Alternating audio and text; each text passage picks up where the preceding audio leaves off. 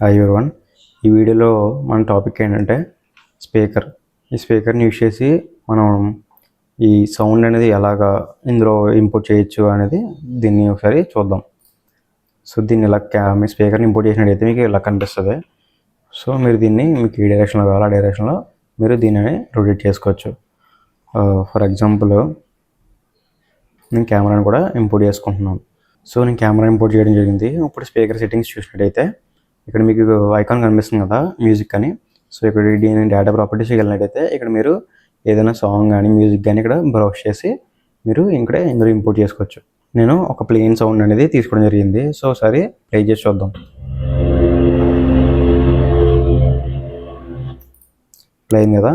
So ఇక్కడ మీకు mute అనే ఆప్షన్ ఉంది. ఈ మ్యూట్ క్లిక్ చేసినట్టయితే మీకు యాస్టేజ్ మీకు తెలిసినట్టే మ్యూట్ చేస్తే అది సాంగ్ అనేది ప్లే అవ్వదు. ఓకేనా. నెక్స్ట్ సో ఇక్కడ వాల్యూమ్ చూసినట్టయితే మనకి 1 అనేది హైగా ఇచ్చారు. సో దీన్ని ఇంక్రీజ్ చేయడానికి కూడా లేదు.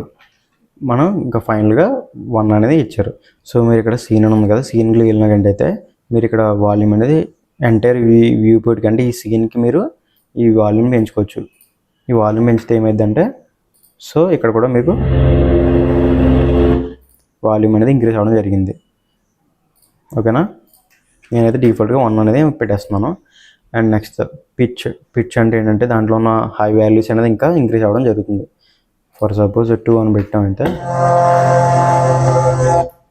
చూసారా డిఫరెంట్గా వస్తుంది ఇది. అండ్ అదే -2 పైన పెడితే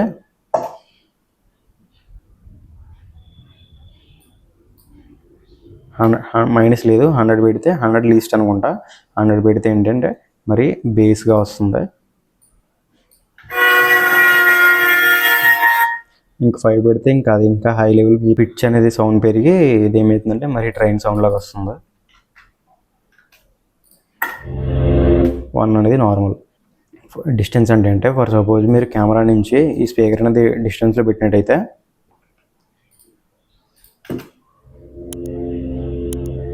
స్లోగా అనిపిస్తుంది. సో అదే క్లోజ్లో పెడితే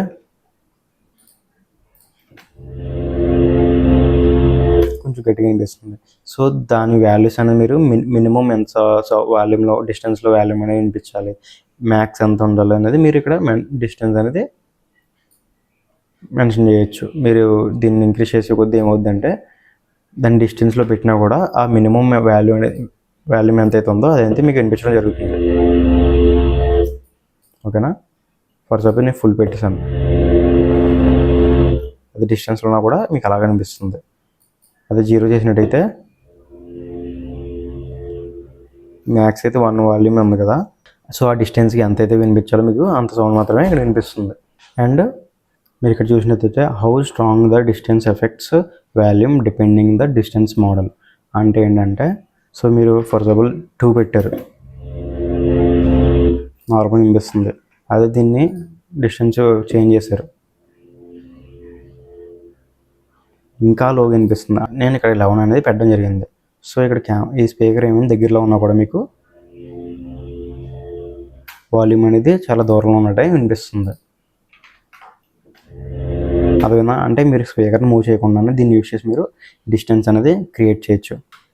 మ్యాక్సిమం డిస్టెన్స్ ఇక్కడ ఇన్ఫినిటీ ఇవ్వడం జరిగింది. ఇక్కడ మీరు దీన్ని క్లిక్ చేసినట్టయితే ఇక్కడ ఇన్ఫినిటీ యొక్క ఫామ్లో వచ్చింది. సో ఇది ఏంటంటే మీకు దీన్ని ఇలా మీరు 20 మీటర్స్ కదా 20 మీటర్స్ ఎంతైనా డిస్టెన్స్ అనేది పెట్టుకోవచ్చు.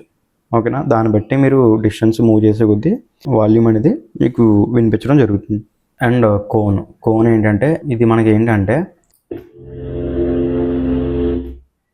ఇప్పుడు రైట్లో ఉంటే మీకు రైట్ మాత్రమే వినిపిస్తుంది, అదే లెఫ్ట్లో ఉంటే లెఫ్ట్లో వినిపిస్తుంది, అదే సెంటర్ ఉంటే 2 ఈక్వల్గా వినిపిస్తుంది. ఇప్పుడు ఇక్కడ అవుటర్ ఇన్నర్ అని ఉంది కోన్. మీకు ఇక్కడ నేను ఒక ఫర్ ఎగ్జాంపుల్ అవుటర్ వచ్చి 40 degrees, ఇన్నర్ వచ్చి 20 degrees పెట్టాను. 40 degreesలో అవుటర్ అనేది ఇలా 20 degrees ఇలా 20 degrees అని డివైడ్ అయ్యి టోటల్గా 40 degrees అనేది మీకు ఆ కోన్ షేప్ అనేది డివైడ్ అవ్వడం జరుగుతుంది. సో ఇన్నర్ ఏంటంటే ఇలాగ 10 degrees ఇలా 10 degrees మీకు డివైడ్ అయ్యి టోటల్ రేడియస్ వచ్చి 20 degrees అనేది మీకు ఇక్కడ క్రియేట్ అవ్వడం జరుగుతుంది. సో ఇది ఏంటంటే ఆ కోన్కి అవుటర్లో ఉన్నప్పుడు ఒకలాగా లోపల ఉన్నప్పుడు ఒకలాగా మనకి వినిపించడం జరుగుతుంది. సో ఇక్కడ కోన్ అవుటర్ వాల్యూమ్ తగ్గి 0 చేస్తే మనకి ఆ కోన్ అవుటర్ నుంచి మనం బయటికి వెళ్ళినట్టయితే అసలు వాల్యూమ్ అనేది వినిపించదు.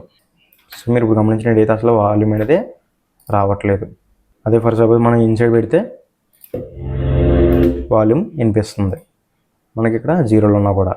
సో ఈ 3D సాఫ్ట్వేర్లో మనకి ఏంటంటే, ఈ 3D డిజైన్స్లో ఏంటంటే దీన్ని యూజ్ చేసి మనకు అంతగా యూసేజ్ అనేది ఉండదు. ఎందుకంటే మనం ఎక్కువగా ఎడిటింగ్ సాఫ్ట్వేర్లు యూజ్ చేసి మన ఆడియోని మిక్స్ చేయడం జరుగుతుంది.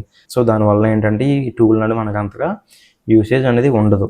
ఆడియో ఎడిటింగ్ చేయకుండానే మీరు ఇలాంటి టూల్స్ని యూజ్ చేసి కూడా మీరు లెఫ్ట్ అండ్ రైట్ డిఫరెంట్గా వినిపించేలా కూడా మీరు దీన్ని స్పీకర్ని యూజ్ చేసి క్రియేట్ చేసుకోవచ్చు.